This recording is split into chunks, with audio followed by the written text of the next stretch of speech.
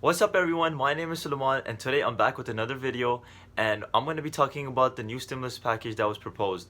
Who's getting money, how much money are you getting, and also there's an update on the PPP loan that there was also a proposal for that, so we're also going to be talking a little bit about that. So let's get right into it. Most of us already received our first check of $1,200 from the CARES Act that was passed in March 27, and now this new proposal is called the HEROES Act because it's mostly for the essential workers that have been working during this time.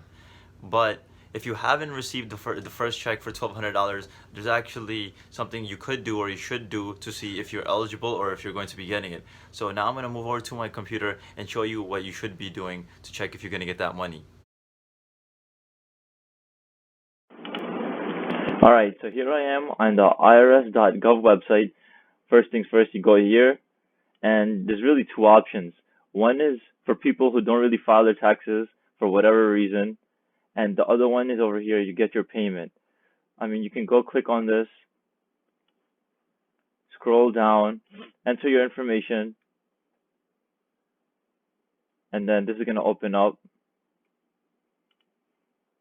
And then you can enter all the information that they're asking for. This is probably for people who don't file their taxes. Now let's go back to the irs.gov website, get my payment. Here you can get your payment status, see your payment type, provide your bank account information if you haven't already. This is the one that I had to do because I already filed my taxes. If you file your taxes, then you should probably go here. So the IRS actually has my bank account information because I've already paid them taxes, but for some reason I hadn't received my stimulus check yet either. So I went to the irs.gov website, I entered in my information, and after a few weeks I received a check in my mail. So you should check it out too if you haven't received your check yet. So now let's get into the HEROES Act. This bill that was proposed by the Democrats and was actually passed by the representatives is worth $3 trillion. So if it does get approved, you can expect the Fed to start printing that money again. And I don't know how much of it is going to be approved yet because it has to go to the Senate.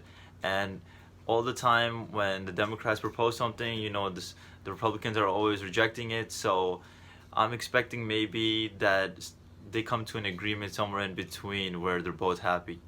So the goal of this package is so that it boosts the economy.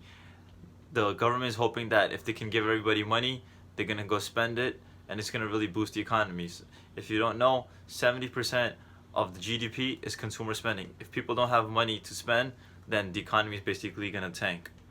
So let's get into how much money you're gonna be getting.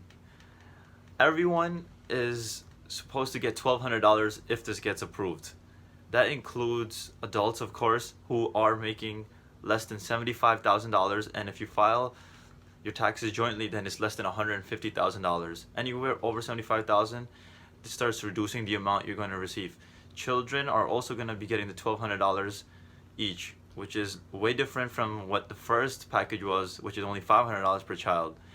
Even kids that are over 17 and they are dependent on their parents' taxes or whatnot will also be getting the $1,200.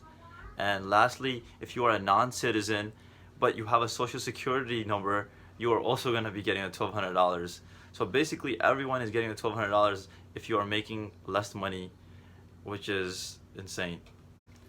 So I just want to say first that for families, they're going to be capped out at $6,000. So you won't be getting any more than that. So if you have two parents, of course, and three children, then you're going to get $6,000 because that's 1,200 times 5. But if you have 6, 7, or whatever people in your family, then you're not going to be getting any more, is what I think. Alright, so what else is it included in this package? This one is actually pretty funny to me because this involves the unemployment benefits. So initially, I think everyone is supposed to get unemployment benefits for a maximum of around 26 to 39 weeks, depending on wherever your state is. But with this new proposal, if it gets approved, hasn't yet gotten approved, you can be receiving $600 per week up to January 2021. So basically, you can be getting $600 a week for another 6 months for not working, which I don't know how good of an idea it is because the unemployment rates are already insanely high. So you're just telling people basically stay home and just collect your $600 a week. Okay, so $1 trillion of $3 trillion is going to be given to state and local governments so they can pay all the essential workers that have been working during this time. So, like first responders and healthcare workers and whoever else is considered essential is going to be paid through that. And also, high risk workers who were probably risk to coronavirus at their jobs will also be getting a fund hazard pay if the bill gets approved. In my opinion, they should just pay all these workers the same amount of unemployment benefits that people are getting for staying at home. So people are getting $600 a week and whatever else by staying at home, then these healthcare workers should get that money too. There's also a portion for the bill to pay for testing and coronavirus treatments. That's going to be about $75 billion, so they can provide to the states and whatnot. But let's move on to the funding that would be given for small businesses. So this bill would actually be boosting the payroll protection plan and probably providing more funding for that. So while I'm on that topic, let me talk about the new updates that happened with the PPP loan. So the House actually passed and approved a bill or proposal, I guess, because it still has to go to the Senate.